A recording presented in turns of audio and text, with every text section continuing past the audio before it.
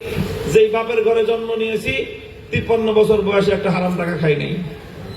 আল্লাহ যতদিন হায়াতে রাখে এক পয়সা হারাম পয়সা ইনশাআল্লাহ পেটে ঢুকবে না। কাজে কোন ধান্দা আমাদের নাই, হারাম খাওয়ার চিন্তা নাই। চাঁদাবাজি, মাস্তানির কমিশন, টেন্ডারবাজির কমিশন, জনগণের টাকা সম্পদ লুটপাট করে তারপরে নেতাদেরকে কমিশন দিয়ে অন্যরা চুরি করে খাবে।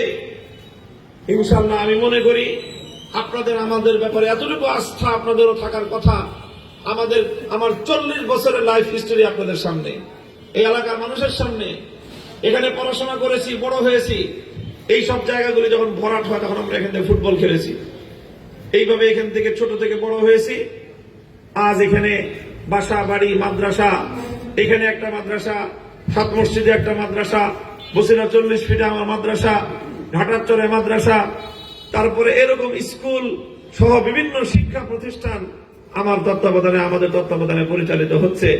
এই এলাকার মানুষের শিক্ষার উন্নয়নে, এলাকার মানুষের বিভিন্ন ধরনের কর্মকাণ্ডে আমরা তাদের পাশে আছি, সহযোগিতা করতেছি।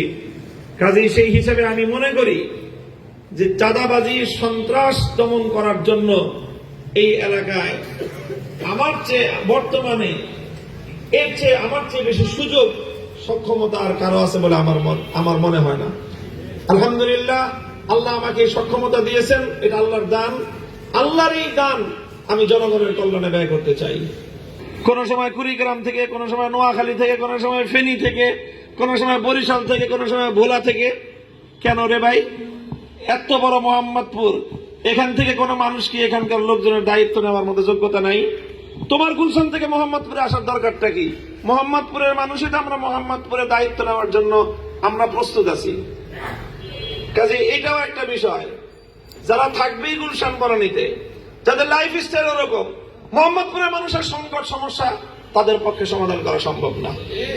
ইনশাআল্লাহ আমি সেই আত্মবিশ্বাসী, যদি আল্লাহ পাক আমাকে সক্ষমতা প্রদান করেন, এলাকার দায়িত্ব যদি আল্লাহ আমাকে দেন, গাবতলী থেকে একেবারে সদরঘাট পর্যন্ত ইনশাআল্লাহ এই রাস্তা বড় একটা সংকট, আমরা বড় ধরনের প্রকল্প এখানে পাশ করতে পারবো।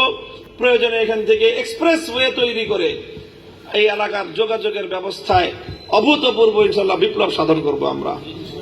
এখন এই যে ঢাকার যোগাযোগের জন্য মেট্রো রেল হচ্ছে, ঢাকার বলিয়ারপুরে মেট্রো রেলের স্টেশন হচ্ছে, সেই মেট্রো রেল কিভাবে এখান দিয়ে মোহাম্মদপুর দিয়ে নিয়ে যাওয়া যায়, জাতীয় সংসদ সহ সব জায়গায় সেই বিষয়ে বলিষ্ঠ ভূমিকা পালন করে ইনশাআল্লাহ এই এলাকার যানজট নিরসন, এই এলাকার যোগাযোগ ব্যবস্থার উন্নয়ন সহ প্রতিটি ক্ষেত্রে আপনাদের যদি দোয়া থাকে, সহযোগিতা থাকে, ইনশাআল্লাহ আপনাদের এই ভাই জাতীয় সংসদে সেই বিষয়ে যথাযথ